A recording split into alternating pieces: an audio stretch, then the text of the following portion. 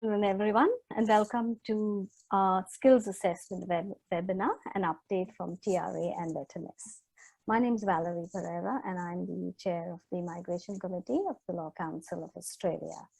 At the beginning, I'd like to acknowledge the Aboriginal and Torres Strait Islanders as traditional owners of this land and pay my respect to them, past, present, and emerging. With the government's shift to skilled migration and skills being an important part of what we need today, the skills assessment process becomes an important feature in a migration application. Today, we're really fortunate to have people from TRA and Vetassess. We have very talented people here to update us on the processes and share experiences with us. TRA will provide an overview of the broader migration framework, the role of the Trades Recognition Australia and the Skills Assessment Services, and they will share some statistics on the volumes of assessments that we have with us. We have two talented speakers, Susan Forbes and Martin Hamilton. I think Martin will go first. And before I introduce the speakers, I'd just like to go through a few housekeeping issues with everyone. I'm sure you've all been to our webinars before and you know this, but please put questions in the Q&A. The speakers will not answer specific case issues. Any questions can be posted in the Q&A, and if we have time at the end of the session, we have 10 minutes for question and answers. We will be answering questions. Otherwise, we'll take them on notice and provide the answers after the session to the attendees. I'd like to first introduce Martin Hamilton, who is from TRA. He will give us, he's a director of the Job Ready program with Trades Recognition Australia. His team is responsible for administering employment-based skills assessment for international student graduates. And he's worked in the private and public sectors across legal services, employment in schooling policy and framework, as well as postings within several Commonwealth ministries. Martin will be joined by Susan Forbes, who is the Director of Skills Assessment and Support Team. She's responsible for a suite of programs that provided skills assessment services for people with trade skills gained overseas or in Australia for the purposes of migration. Susan worked across a range of community services in early childhood sector prior to joining the public sector as a second career. Susan has a mix of public sector experience at local, state, and Australian government, including working in regulatory policy and program delivery roles. So you're in good hands, and let's welcome Martin to the webinar. Wonderful. Thanks, Valerie, and lovely to be here with you all this afternoon. And I am pleased also to be here in person with my colleague Susan Forbes, who's jumping over now. Hi, everyone. It's a nice kind of change in our COVID environment to be actually able to do this somewhat in person with you all. So as Valerie mentioned, I'm the director of the Job Ready program in Trades Recognition Australia, which is a program within the Commonwealth Department of Education, Skills and Employment. The purpose of our presentation is to give you an overview of Trades Recognition Australia, provide you with advice on how you can assist your clients to have a successful outcome in our program, and also discuss common themes we see across applications which can lead to unsuccessful outcomes. Next slide, please. So to give you a bit of a broad background as to who we are to start with, Trades Recognition Australia is a skills assessment service for people with trade skills gained overseas or in Australia for the purposes of migration. As a program, we have a long history dating back to the end of World War II, where the first iteration of Trades Recognition Australia was established under the Tradesmen's Rights Regulation Act of 1946, which was to assist in resettling Australian soldiers into the civilian workforce. The The intention of the program was to recognise electrical and metal trade skills that were developed during a veteran's service years. Over the years, the program has evolved. However, its core function and purpose has been the provision of skills assessments. We are one of 39 skills assessing authorities, and we provide assessments for 131 technical and trade occupations under the Migration Act of 1958 and the Migration Regulation of 1994. Our skills assessments support applicants seeking permanent and temporary migration to Australia through the skilled migration stream of the migration program, which is managed by the Department of Home Affairs. The purpose of a skills assessment is to ensure that an applicant can perform at the required skill for their nominated occupation in Australia. Now, it's important to know that we are a service delivery function for skills assessments. We do not provide advice or information on visas or points requirements for migration, and all inquiries about visas and migration requirements are redirected to the Department of Home Affairs, as they have the policy responsibility for migration. Next slide, thanks. So what do we do? Trades Recognition Australia operates 5 pathways for skills assessments. The Job Ready program, which is the one that I'm responsible for, is an employment-based skills assessment program for international student graduates with an Australian qualification. The Job Ready program provides applicants with the opportunity to develop their skills and gain employment experience in an Australian workplace before applying to the Department of Home Affairs for a skills migration visa. The Migration Skills Assessment program is for applicants who require a skills assessment before they can apply to the Department of Home Affairs for a skilled migration visa. The Migration Points Advice program is for applicants who have a successful Trades Recognition Australia skills assessment outcome and who are applying to the Department of Home Affairs for a points-tested independent skilled migration visa. The Offshore Skills Assessment program is for applicants who require a skills assessment to apply to the Department of Home Affairs for a skilled migration visa. And the Temporary Skills Shortage Skills Assessment program is for applicants who require a skills assessment to apply to the Department of Home Affairs for a temporary skills shortage visa subclass 482. If you go onto our website, which we will provide you with the link at the end of this, you will see further detailed information on all of those programs and all of their program guidelines. If you do require clarification on whether your client's occupation requires a skills assessment, you should approach Home Affairs though for advice on visa pathways. Our website is the primary communication channel for prospective applicants. We have close to 2 million visits during the last financial year. We do also operate a small dedicated inquiry line of 4 staff who handle close to 50,000 calls and emails across the last financial year. Next slide, please. Now that is, those stats of last year is a good segue into giving you a bit of an indication of what our program operates like. So for the last financial year, for the last 5 financial years, our programs have seen a steady increase in demand, including during the COVID-19 pandemic. The exception to this has been a drop-off in demand for the temporary skills shortage program, which was understandable as applicants could not easily come into Australia. So on the slide here, you can see that in the last financial year, we had around 16,000 applicants who had access programs under Trades Recognition Australia. Around 85% of those were in the top 10 occupation categories, which you can see on the screen. Now, it's important to remember that there are 131 technical occupations that we provide assessments for. Therefore, you can see that there is a very heavy skew into a very small number of occupations, particularly into the chef cook categories and also the motor mechanic and diesel mechanic fields. Next slide, please. Now, in this slide, you can see the top 10 countries of origin into Trades Recognition Australia, and also the distribution of assessments across Australia by state and territory.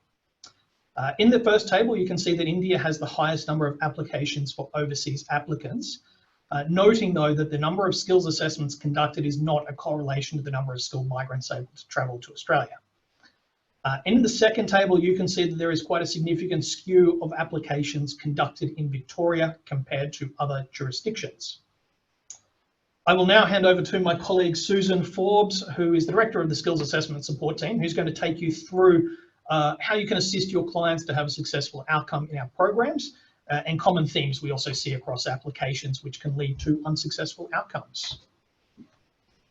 Thank you, Martin, and what a pleasure it is to have the opportunity to talk to you today, and in person, having Martin next to me. We've only just come back into the office in the last couple of weeks. Could I have the next slide, please?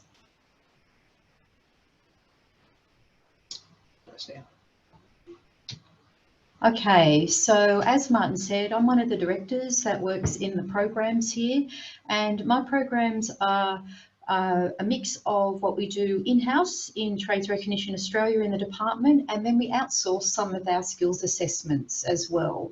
So the Migration Skills Assessment Program and the Points Advice is something that we do with our departmental officers in-house, and we outsource our services for the temporary skills shortage and then the offshore skills assessment program as well. So if you were going to look at the volume of assessments that come through our programs, most of them do go through JRP. That's about half of what we've got. I've got all my little stats here. And then in the other programs in the last financial year, about 1,500 we did in-house, and then the other ones that are just over 4,000, 4,200, they are outsourced. So our colleagues that are following us today, Vetassess, are actually one of the RTOs that we outsource skills assessments to.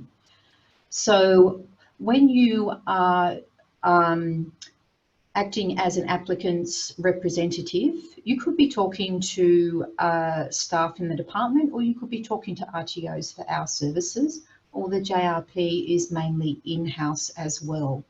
It gets a little bit, you know, technical, but I think it's just handy just to go through why you might be talking to a whole range of people when you're talking on behalf of your applicants.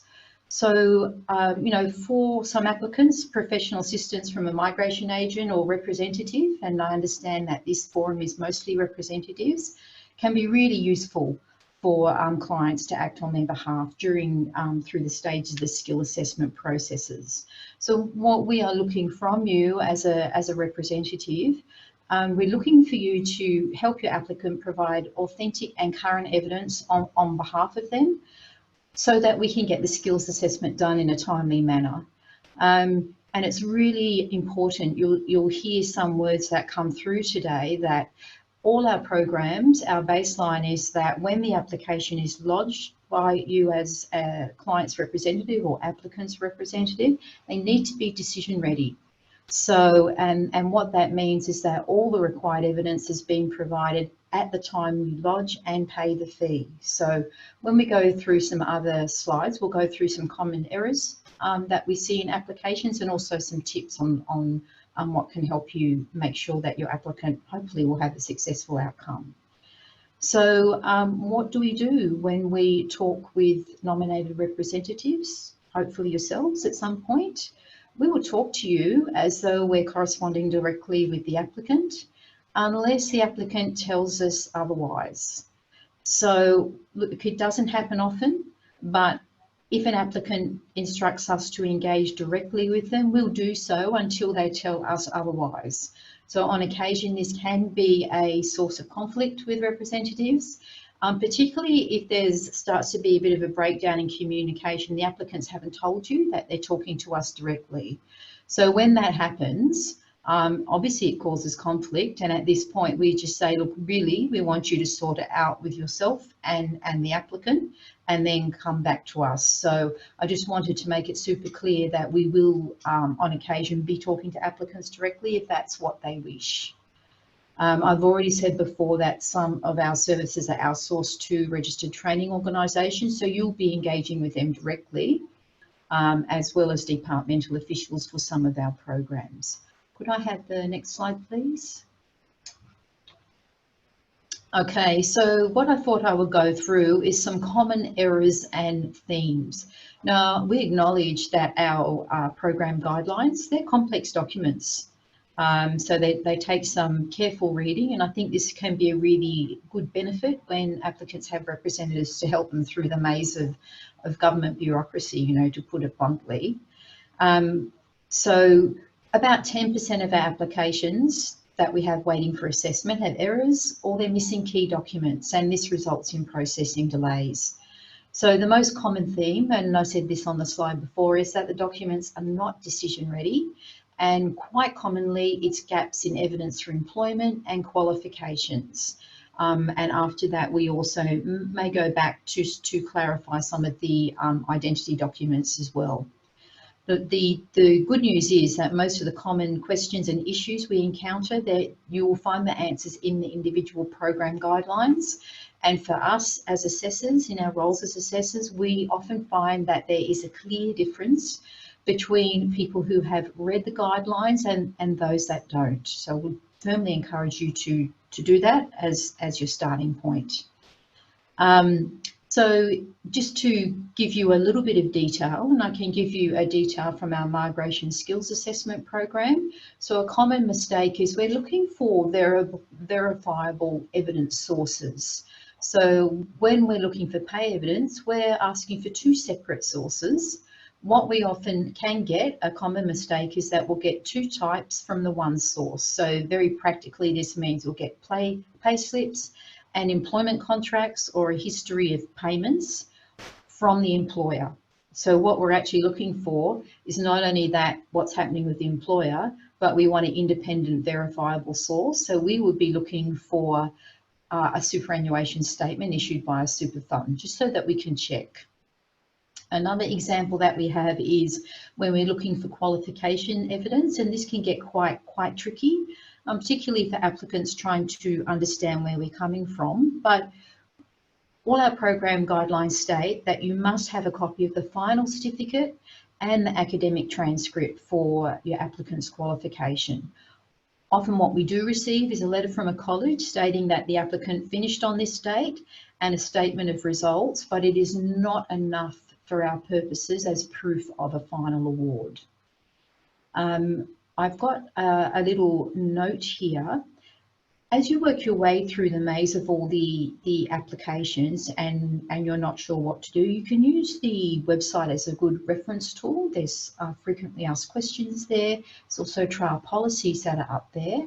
What we're just working on at the moment is a assessment standards policy. We're revising that and we're looking to publish that, and at the back it will have a couple of really, I think, useful reference tools that will help you look at the criteria that we're using. It will help you match all the occupation and trade codes to what the qualifications we're looking for at the Australian standard. Very good resources, and I think that you know, if you have an interest and you want to go into detail, this document will point you clearly in the right direction. We'll also have links. Being lawyers, it has links to all the legislation that enables the work we do. Okay, next slide, please. So just some tips, and I'm just keeping a little eye on the time to make sure that we don't go over. As we said before, please read the current program guidelines. It will really help you get in the mindset of what we're looking for. Just be aware that if all the documents aren't decision ready, there will be a gap in delay, and at some point we'll make the decision that it's taking too long, and you could, you know, one of the key factors in unsuccessful outcomes is that we don't have sufficient evidence to be able to make a skills assessment. You need to make sure that all your documents are uploaded onto the online platform. This platform's got a client record for each user, and it's safeguarded by unique logins. Please don't send documents by email. Ensure that the documents you send us are clear and full size so we can read them. Also full size documents really help us with our verification processes. If you send blurry documents, it could slow us down, or ultimately we'll come back you to require resubmit clean and clear versions. Also, an obvious tip, but one that is worth pointing out, is make sure that all the contact details are correct, because sometimes we will go back to those contacts when we're asking for additional evidence or information. How we go back to ask for additional evidence is made on a case-by-case basis. So we'll make reasonable efforts, and it will also involve a judgment by the assessor that will look at the quality, the overall quality of the application, and decide if there's merit in going back. If it's 90% there, 10% more, that's reasonable. If there's only 10% of documentation, we just might make the call early on that that's actually going to be unsuccessful. Do not send us documents or information that's out of date or not relevant to the application. We'll look at all the documents that are in, but if you can imagine the multiplier effect, if things are out of date or extraneous information, it slows down the whole process of us going through doing our skills assessments. I do have, next slide please. I do have we've done a little bit of sleuthing around all our assessors, and we sort of said, well, what are the most common questions that we get, either from applicants or representatives? The most common one, is it possible to fast track assessments? So no, not really is the answer. So basically we assess applications in the order in which we receive them. We also add in a metric for consideration of a visa expiry date, particularly for the Job Ready program.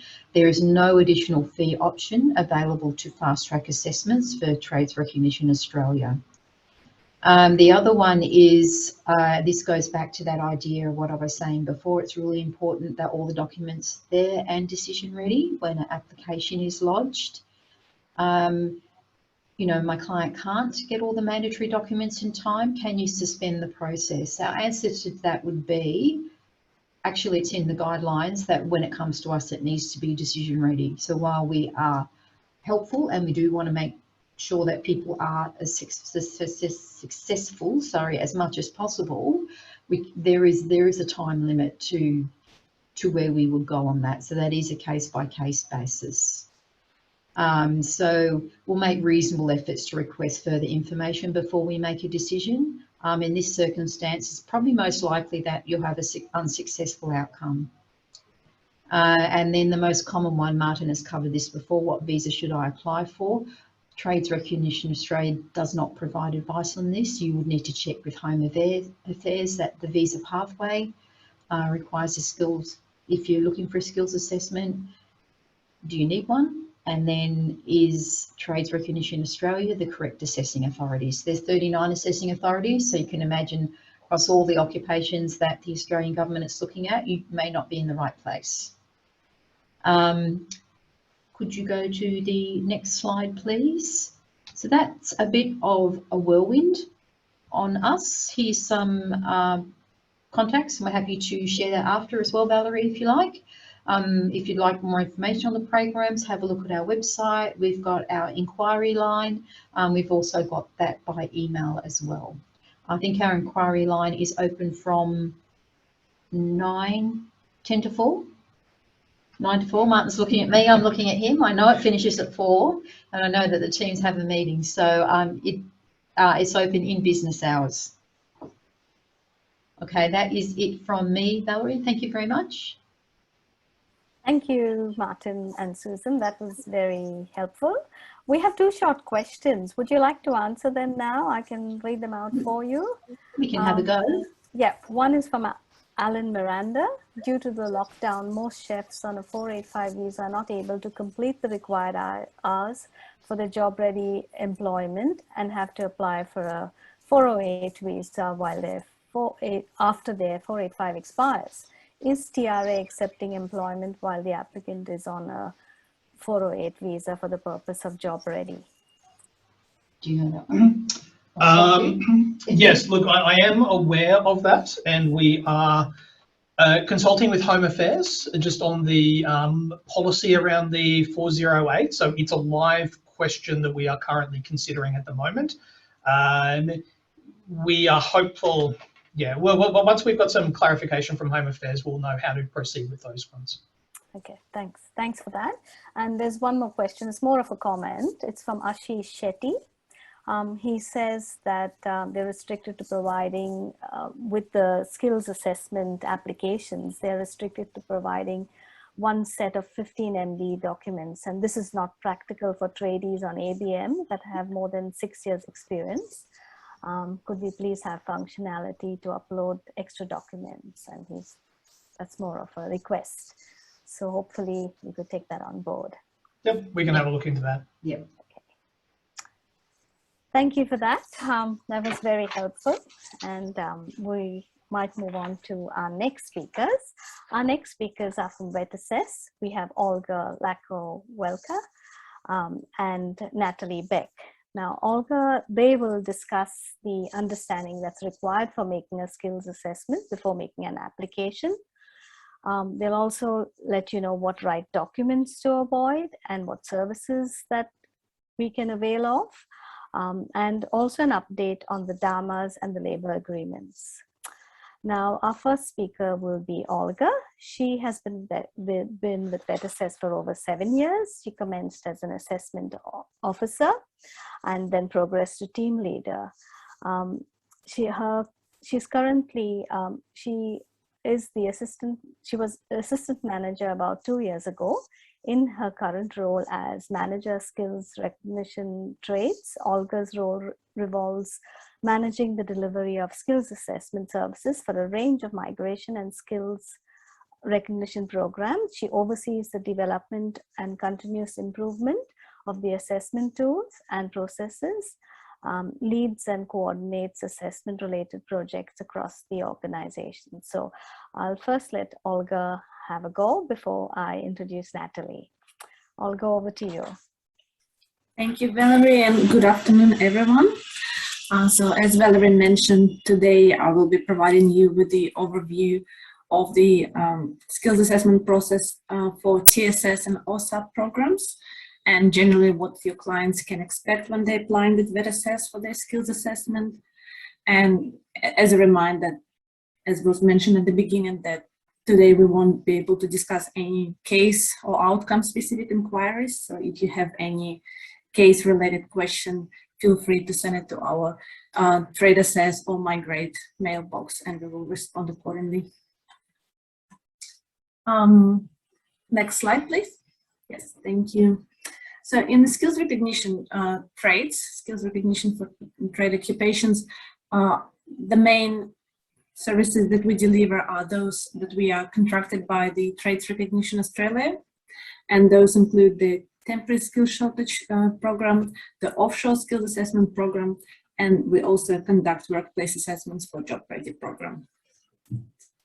For our TSS and OSAP programs, we have 28 occupations that we assess, and those relate to 32 qualifications that we can award to applicants for Pathway 1.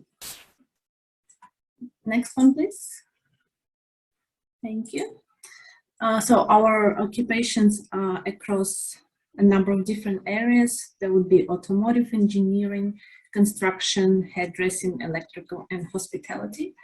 And generally speaking, the occupations are divided into two groups, the licensed trades and non-licensed trades, and that relates to the different requirements that we have for those two groups of occupations. Out of 28 occupations, only 4 are licensed trades, and those are air conditioning and refrigeration mechanic, electrician general and electrician special class, and the plumber. And all other trades are not licensed occupations in Australia. Next one, please. So these are the requirements for licensed and non-licensed occupations, which relate to the documents and evidence that the applicants have to provide us with.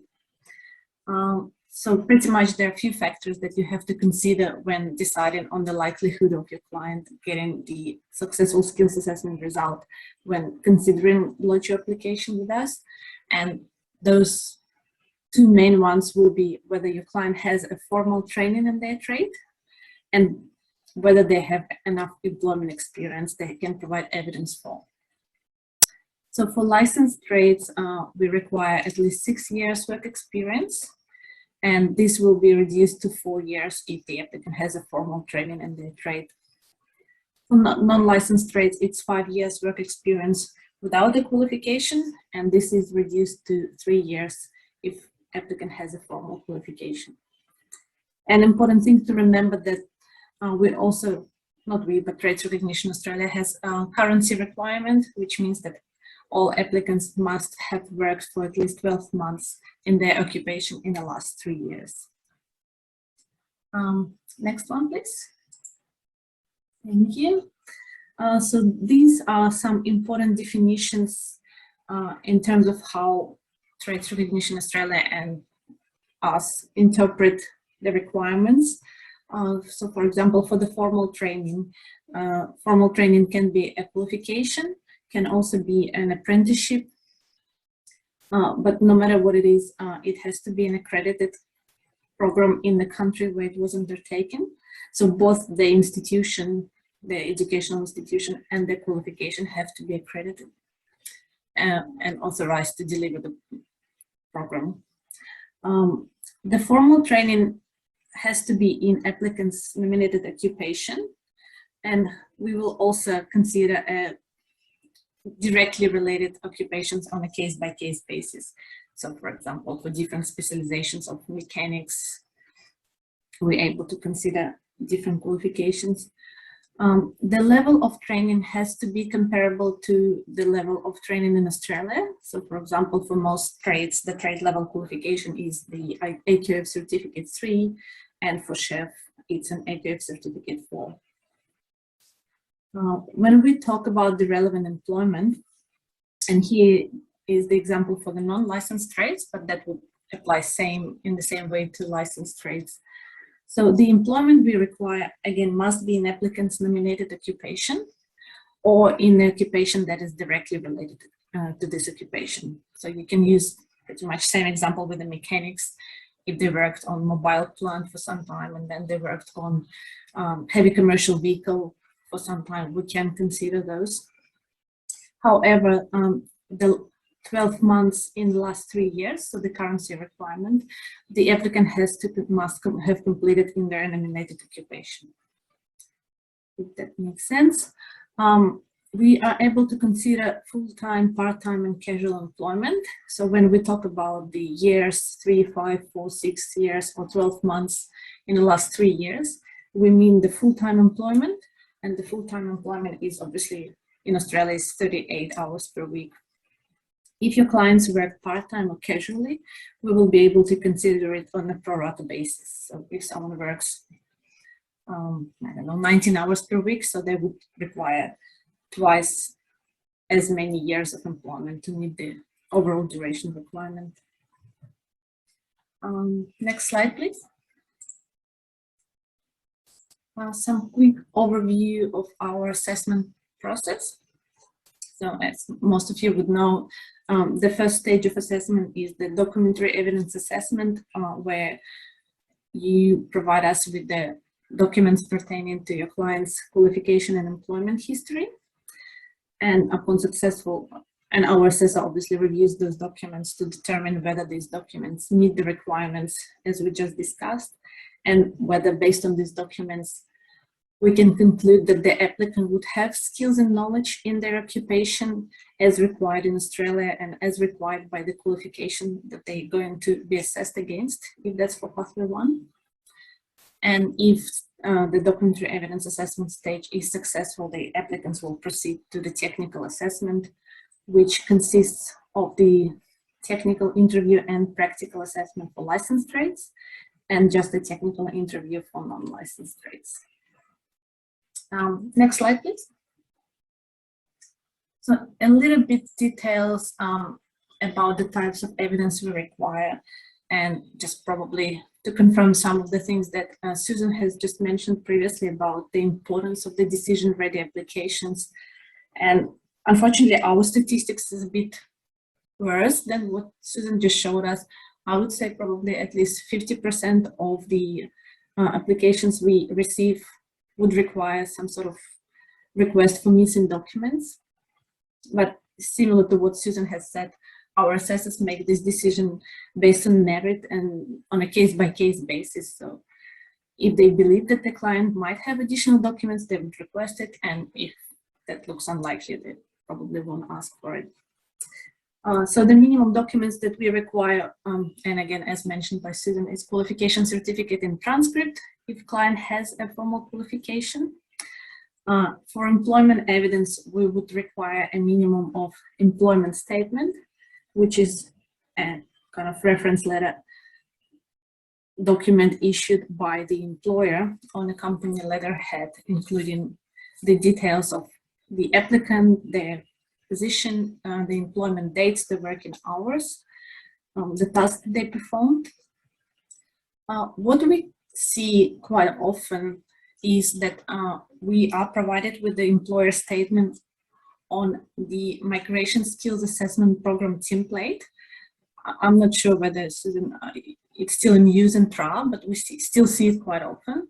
So unfortunately, we don't provide Migration Skills Assessment Program related services, and we won't be able to accept references on those template. And yeah, as a general rule, we require references on the company letterhead. This employer statement must be dated and signed, which is, I guess, another thing that we see missing quite often on the documents. And it should contain the referee's contact details, which must be their like work contact details, so the work phone number and the work email. Generally speaking, we won't be contacting a referee on their mobile phone or on the Gmail address, unless we can confirm that this is their official work phone or email of the company. So when it comes to financial evidence, I guess I won't repeat the same that already been mentioned by Susan. We require financial evidence from the company as well as from the government authority, being taxation office or whatever there is in the country. We cannot accept any statutory declarations if the client has no employer statement or they have no financial evidence. And yeah, we always welcome some additional evidence that your clients would think that can support their skills and experience, such as licenses, videos, and photos. Resume also always handy, because in the case that someone miscalculated the employment duration, or there's some years of employment missing or something else, we can always refer to resume, and it assists us in making a decision whether we should request for further evidence, or that's pretty much all that your client would have or be able to provide. Next slide, please. So quick mention on the pathway 2. So pathway 2 is the option for people, for applicants who hold the Australian qualification in their trade. So when applying for pathway 2, they would only need to provide evidence of their Australian qualification, 3 years of employment with at least 12 months completed in the last 3 years. And whether it's licensed trade or non-licensed trade, they would only require to complete a technical interview. Just mention on the Australian qualifications, when we assess or when we consider Australian qualifications for pathway 2, our assessors will go through this qualification unit by unit, and they would have to make sure that this qualification is issued by the registered training organization that actually was registered at the time of the delivery and award of this qualification. So we will check whether the organization exists, whether the qualification was on the scope of registration at the time of the award, and whether all the units are compliant with the training package rules.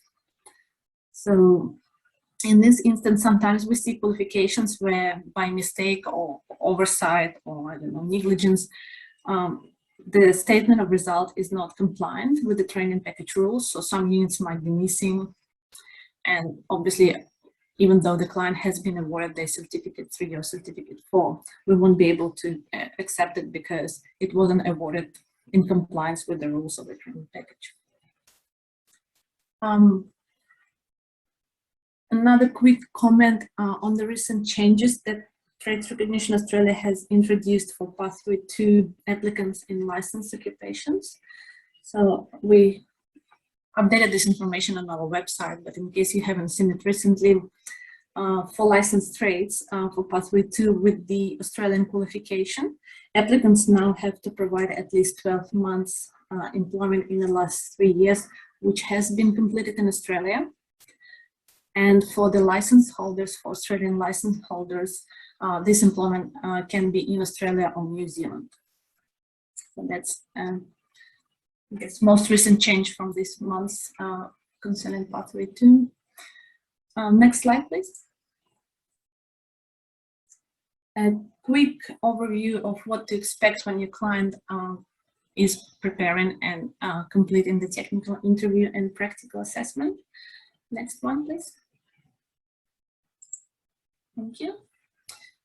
So the technical interview takes about 2 hours. Obviously, during COVID times and in the past almost 2 years, all our interviews, technical interviews, has been completed online. Since most of our venues around the world has been closed, the clients could participate, and in some countries can still participate from their home rather than going attending our venue. So the technical interview involves assessor asking your client questions and your client providing advice to the best of their knowledge. I guess from our experience, applicants always do better in the technical interviews if they had a chance to prepare and if they have looked and read through our guides, which we have on our website, which we have guides for the technical interviews for each occupation, and the fact sheets which outline what to expect and which areas they're going to be interviewing. And some little tip for your clients: technical interview is a stressful process, and many people, even if they have skills and knowledge, they don't do that well just because they feel really nervous. So for your clients, they can always ask assessor to repeat the question. They can ask them to take a break, because sometimes we see that people really hesitant or shy to ask for any of those, and it doesn't really do any service to them. Yeah, and another important thing is the level of English, because the interview is conducted in English, and the areas that assessor and applicant will be discussing are the technical matters and the terms of their profession. So the client should have a functional level of English to be able to understand what's being asked and to answer appropriately. Because again, sometimes it's not the lack of knowledge, it's just the stress and the English ability that's what makes applicants unsuccessful.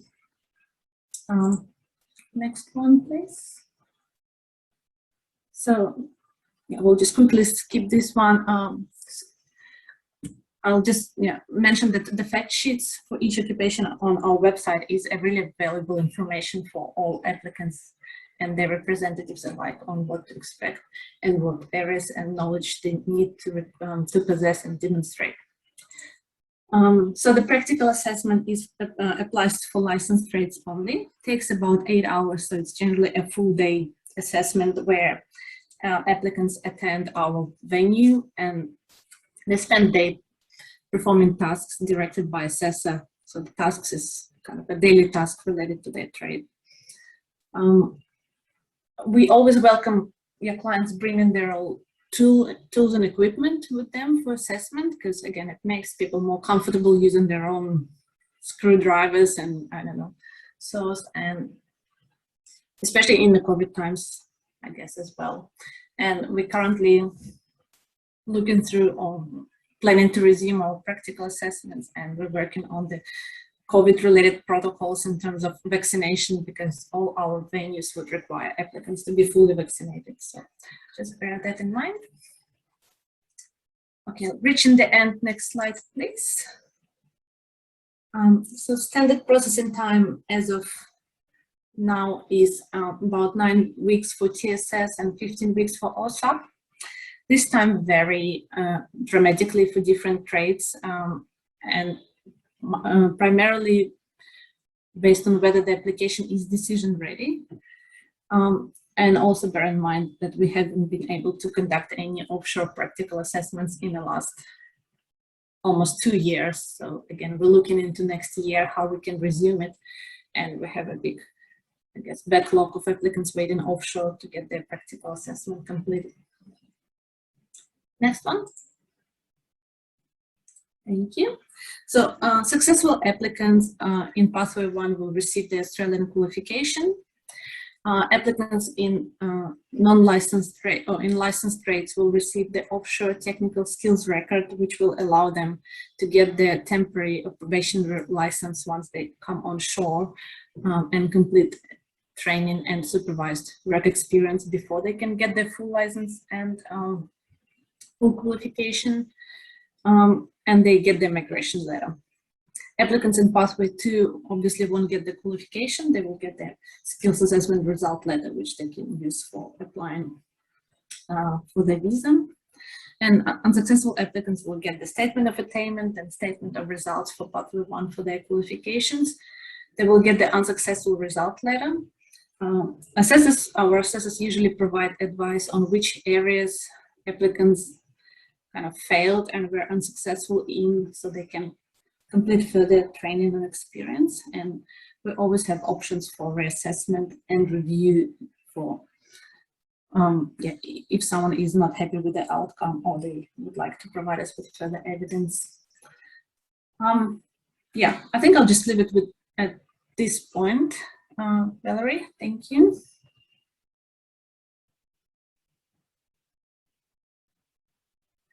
I think you muted, Valerie. Thank you for that, Olga. We will proceed with our next speaker, Natalie Beck, and leave the Q&A for later if we have any more questions. Now, Natalie Beck will talk about skills recognition for professional occupations. Now, Natalie has a wealth of experience behind her. She has 10 years in the legal industry. She joined Vetassess team as an assessment officer back in 2001 when the skilled migration was in its infancy. She has 15 years experience as a senior assessment officer. She has extensive experience working with stakeholders at all levels, and as Senior Communications Officer of Vetassess, she has delivered several information sessions and masterclasses across Australia, UK, Ireland, and India.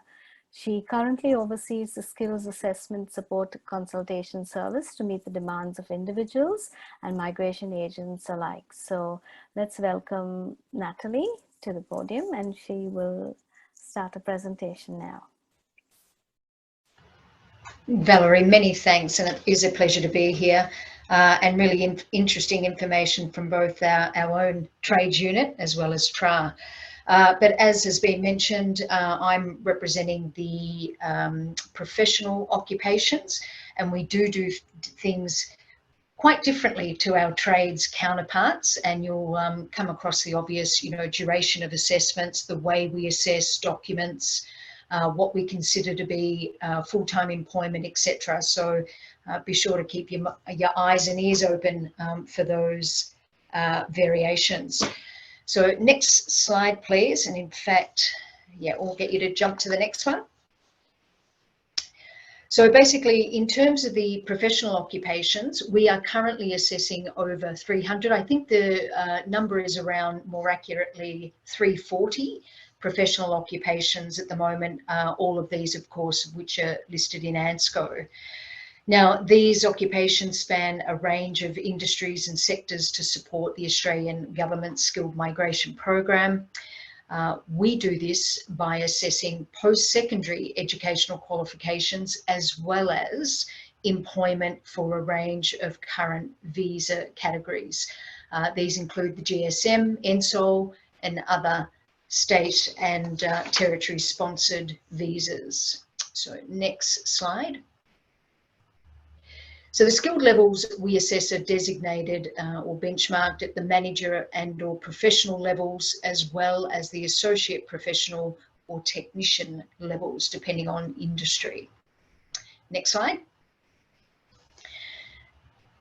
And for us to carry out these services and to ensure efficiency and quality in the way that we assess, we do assess in line with current Australian labour market and industry practice. So for us to remain current in our skills assessment processes, we do place absolute importance on forming and maintaining strong bonds with both government and peak industry bodies across all sectors. In this regard, and over the 20 years of supporting the Australian skilled migration process, we have prioritised the formation of industry-specific assessment teams made up of professionals who have become key in assessing suitability of applicants globally against the professional occupations currently listed under our authority. Next slide. So a bit about our process, and again, we do things very differently to our trades counterpart. So once an applicant has identified a Vetassess professional occupation, they will lodge their application online. We rely on a sufficiency of number of official documentation and information in order, or certainly should aim to outline or support the applicant's skilled suitability to the occupation selected. So using the online process, so we've done away with hard copy or mailed applications, and it is a user-friendly system that we've implemented and certainly evolved over time. And it will take you through our requirements, including what we deem to be useful or certainly preferred in terms of documents that we need to make an informed decision on applicant suitability. So it's only once, as most of our speakers have suggested today or alluded to, that it's only once all required documentation has been received that we're able to consider and therefore issue a formal skills assessment outcome letter. Next slide. So in terms of being assessed against any of our occupations, all of them have been grouped accordingly. Okay, so for instance, every one of those 340 plus occupations have been classified in groups starting with Group A through to Group F, F for Foxtrot. So each of these group classifications outlines a specific educational level as well as a defined skill set, again, as that skill set is defined in ANSCO. Next slide. So for all of our occupations, and regardless of the group classification, 3 specific or key areas are required to be met or at least factored into. These key areas will relate to the applicant's qualification, the relevance, which may or may not play a pivotal factor in the process, but third and finally, the applicant's employment. Next slide. So key requirements of our occupations have been defined in what we've called occupation information sheets, and these are available on our websites. These documents provide additional and important information on what can be accepted for our skills assessment processes, but most importantly, I believe what they set out is what won't or cannot be accepted under these particular occupations. So for example, we have a sheet for the cafe or restaurant manager, and it provides a list of several other or similar occupations, which include the hotel or motel managers. It also lists the general retail or fast food managers, and these cannot be accepted under the occupation of cafe or restaurant manager, namely because these other alternative occupations already appear in ANSCO as standalone occupations. Any information, obviously, about all of the occupations we assess and those that we don't can be found on the ANSCO website, which is available through the ABS. Next slide. So in short, in terms of applying the criteria to an ANSCO occupation and understanding its classification, knowledge of both ANSCO definition and the Vetassess group criterion will allow you to gauge whether your client's skill set or credentials are likely to meet specific or key areas for our skills assessment purposes. So just a reminder when it comes to those information sheets, if one is not yet available, for a specific occupation. You can still gauge or identify skill sets by using ANSCO. However, there's also the list of professional occupations that we have on a PDF under our skills assessment tab, where all of the occupations are classified by group. So you can certainly get an idea about the criteria based on the group's classification. And just a bit of background on those occupation sheets that we have. I believe at the time of writing, it is close to around 80% of all of our occupations do have a corresponding information sheet, and there are being more released in the weeks leading up to Christmas. So fingers crossed. Big effort on behalf of our team is that we're trying to get them all up by the end of the year.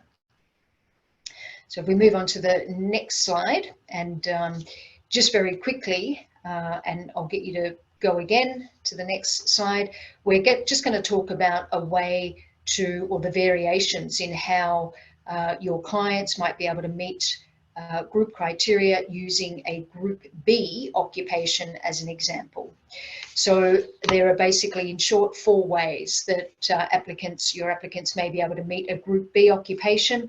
The first one being the mainstream or more common orthodox process, and that is that they hold a bachelor degree or a qualification assessed at the Australian bachelor degree level or a higher level degree qualification in a highly relevant field of study to the occupation selected. For these purposes, let's use the example of the marketing specialist. So we've got a degree in marketing, marketing management, advertising, communication, methodologies, etc., mass communication. We will then need at least 1 year as being performed as a marketing specialist. So not enough to just be working in the industry. It must be a period of employment that has been demonstrated by your client, established by us, that it is performed at the skill level of the marketing specialist as it is defined or profiled in ANSCO. Okay, and that's where some grey areas can come about, but we can talk a little bit more about how to analyse or gauge that.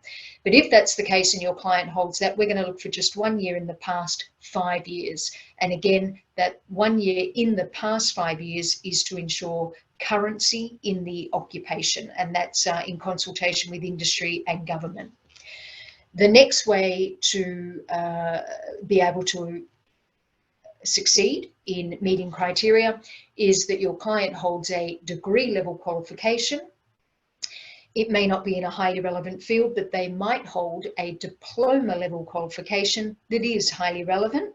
That will mean that diploma will supplement, I guess, that non-relevant degree, which means that we will then look for 2 years of highly relevant and paid employment, again, within the past 5 years.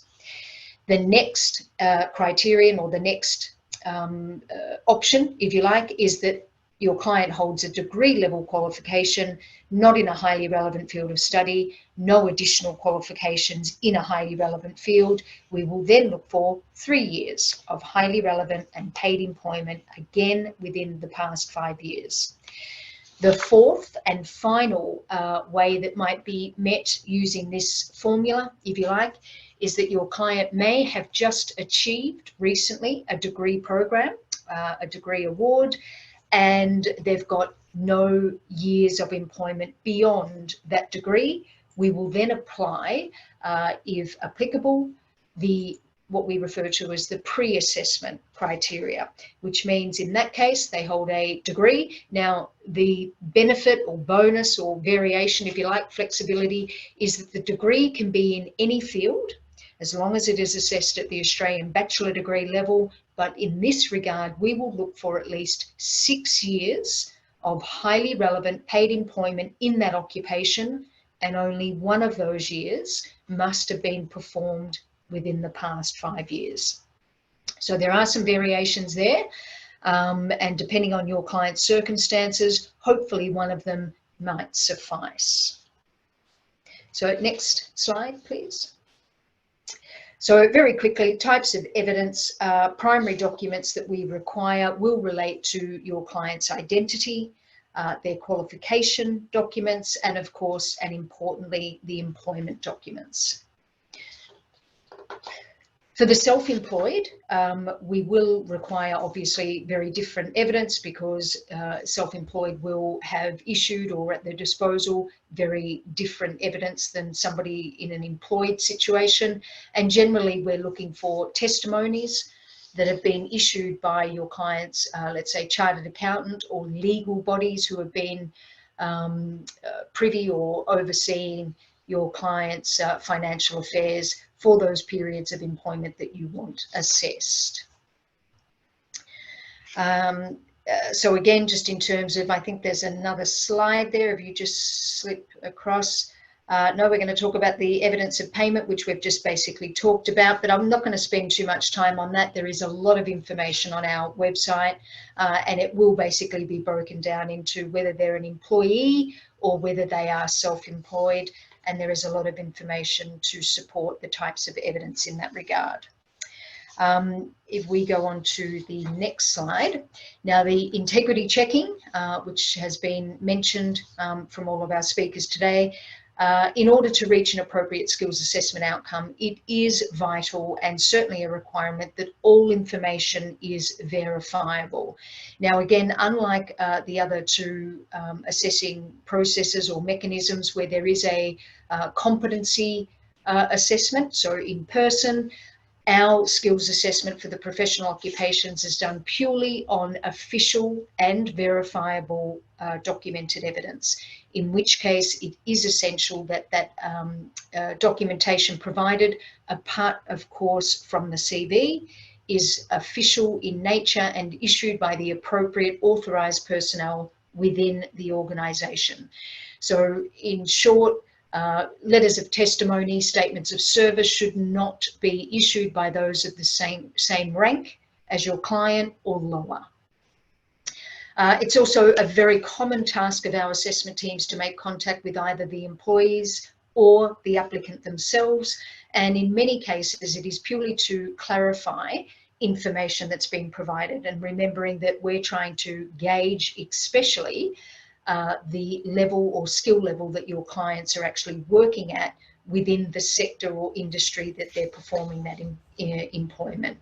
So on integrity, it is important to understand that this level of checking is usual practice by us and should be, I guess, understood to be performed by us as a better means of understanding the primary objective of your client's assessment or employment role, which are typically can vary, sometimes greatly, from titles and nature of the role around the world. Next slide, please. So I mentioned my colleagues have alluded to the fact that they do not offer priority processing. This is a service that we do offer. However, eligibility must be met.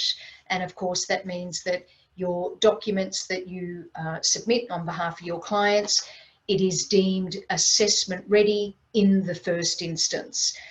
Because if we do need to hold it up, obviously we can't get that turnaround in a quicker time, and that quicker time frame is suggested as being 10 business days from the time of lodging.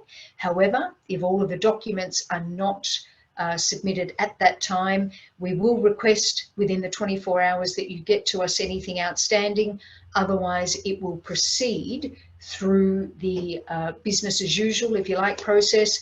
And at the time of writing, our, let's say, business as usual process is around 8 to 10 weeks. So priority processing, 10 business days, opposed to the usual processing time of 8 to 10 weeks.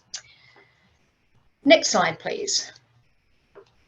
So this is a fairly new implementation. Skills assessment support has been with us for quite some time. However, it has evolved based on our role with the Australian government and how much we are able to divulge, if you like, on a pre-assessment level to applicants versus our migration agents or legal professionals as yourselves.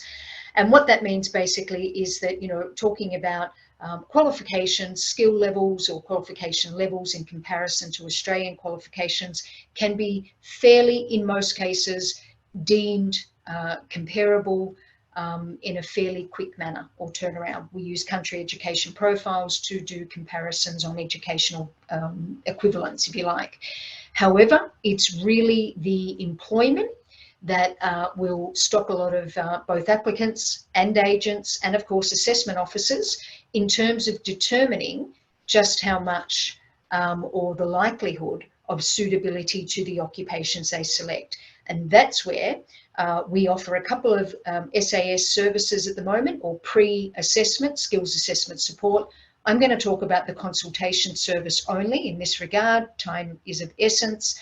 And basically, consultation service, just to qualify, if an applicant applies on their own, they are obliged to select one occupation to discuss. We, as an assessing authority, will talk to them about what is required in order to meet the criteria in that specific occupation.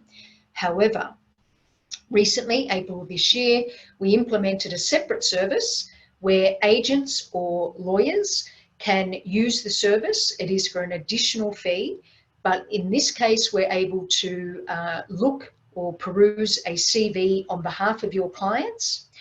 You get to fill in information about your client's credentials, and our skills assessment senior assessing officers will analyse, if you like, prepare, look at those credentials in order to determine likely suitability to the occupation selected. If there is an opportunity, if there is an occupation that we feel may better align with your client's credentials, we can have that conversation with you, only with you though, as a registered migration agent or legal professional, on the basis that we will not take into account visa eligibility. We will purely do the analysis and the suggested or provide information on a likely occupation if there is one that is more suited. Now, that's the case whether we assess the alternative occupation, whether another authority assesses the occupation, or whether it's not listed for skills assessment purposes at all. But what it can give is clarity to you on behalf of your client, and provide that confidence as to whether you should likely move forward for a formal skills assessment or not. However, please note, it does not guarantee a successful outcome, but it certainly goes a very long way in providing guidance on likely suitability. That's probably it for our service at this stage. Thank you, Valerie. I know there's a Q&A section, but we'll pass it over to you to see what more we can all answer as a panel. Thank you. Thank you, Natalie. That's very helpful. I think we have time for just one question from for Olga, and I think she's going to answer that question. So Olga, do you want me to read the question out? It's from Ashish Shetty. For pathway 2A, are relevant RPL qualifications acceptable? Does the work experience need to be post-qualification? Yes, thank you, Valerie. So I'm not sure whether you can see my answer, but I typed it there.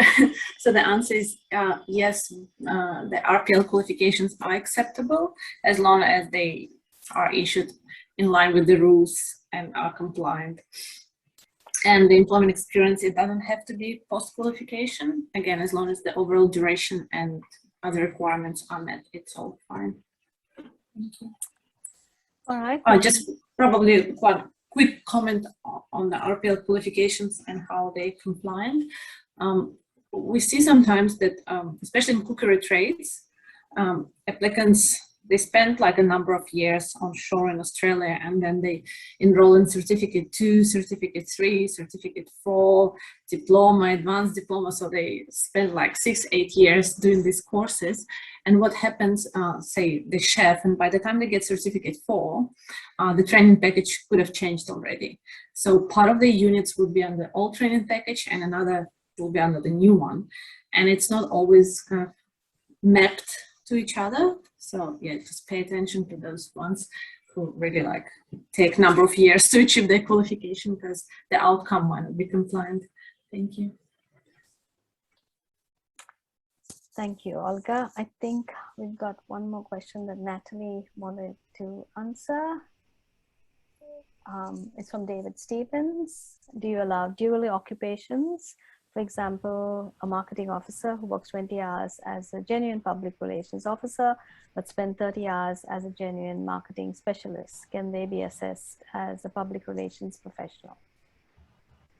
Thanks, Valerie. Thank you, David. It is a good question. Now, let's assume that these roles that you're mentioning, it is a marketing specialist, not a marketing officer, because remember, we're looking at hierarchy. So assuming that you are referring to the marketing specialist who works 20 hours per week and then also has a dual role as the public relations officer. What's interesting here is that, number one, he is working 50 hours a week.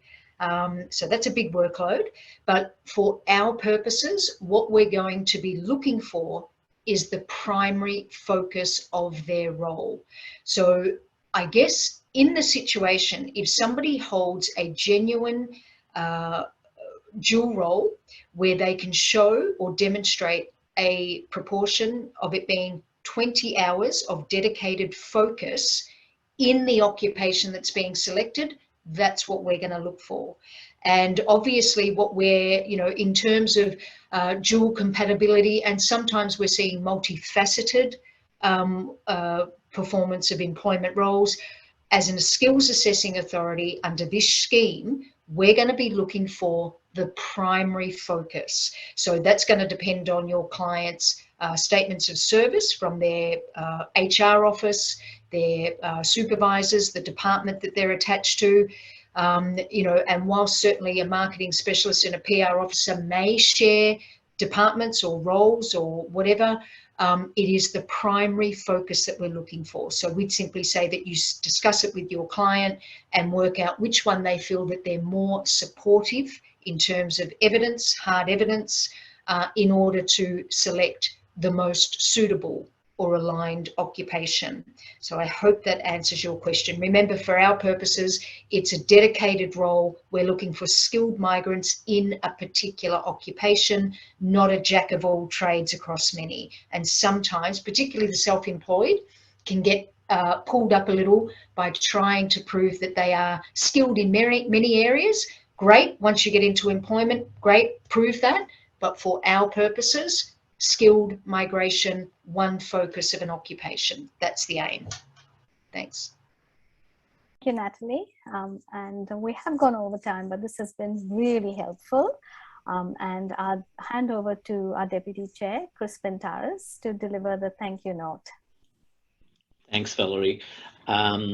I just wanted to thank, on behalf of the Migration Law Committee and the Law Council, Martin, Susan, Olga and Natalie for your time and really useful practical updates on skills assessments. The skill assessment process is critical for many of our clients, and understanding the requirements, process and processing times is fundamental to the work that we do. I mean, the key takeaway from me or tip was that for all of us to lodge decision-ready applications with verifiable evidence, it would speed up processing times, which will benefit everyone.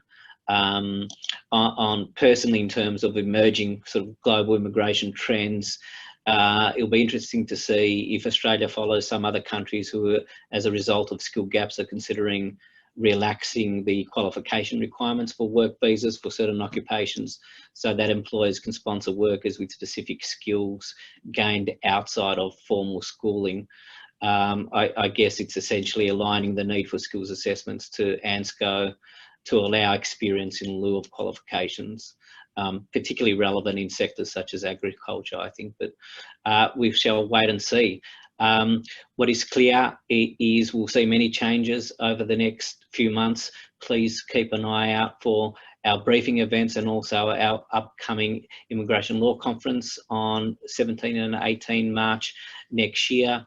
Again, I'd like to thank Martin, Susan, Olga and Natalie for their time, and thanks everyone, and have a great rest of the day. Thanks, everyone. Thanks.